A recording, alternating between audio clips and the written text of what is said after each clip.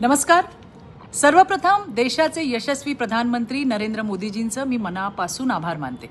मोदीजींनी काल मंत्रिमंडळात जातीय जनगणनेचा ऐतिहासिक असा निर्णय घेतला. जातनिहाय जनगणना हा केवळ आकड्यांचा विषय नाही, तर देशातील मागास वंचित घटकांना न्याय मिळवून देण्याचं, देशाच्या न्यायसंगत विकासासाठी गरजूंना हक्काचा वाटा मिळवून देण्यासाठीचं उचललेलं निर्णायक असं पाऊल आहे. याबाबत काँग्रेसने कायम जनतेला गाजर दाखवलं.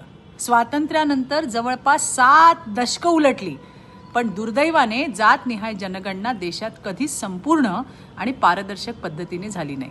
2010 मध्ये काँग्रेस सरकारने लोकसभेत तोंडी आश्वासन दिलं. तत्कालीन प्रधानमंत्री डॉक्टर मनमोहन सिंहजी यांच्या नेतृत्वात मंत्रिमंडळ गट स्थापन करण्यात आला, पण नंतर तत्कालीन गृहमंत्री पी चिदंबरम यांनी जनगणनेत जात नोंदवण्यासाठी स्पष्ट विरोध केला. जातनिहाय जनगणना स्वतंत्रपणे करू असं जाहीर करूनही प्रत्यक्षात काँग्रेस सरकारने ती कधीच केली नाही.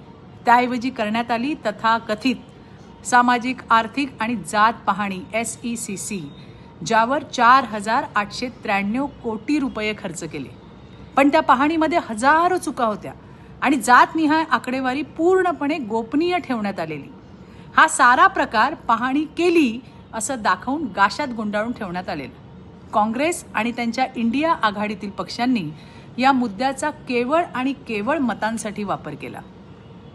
सामाजिक न्याय आणि समान हक्क हे विषय भाषणाचे नाही, तर कृतीचे विषय आहेत. अंत्योदय हेच मोदी सरकारचं उद्दिष्ट आहे, हे पुन्हा एकदा मोदीजींनी सिद्ध केलंय. पुनश्च देशाचे लोकप्रिय प्रधानमंत्री मोदीजी यांचे मनपूर्वक आभार. धन्यवाद. जय हिंद.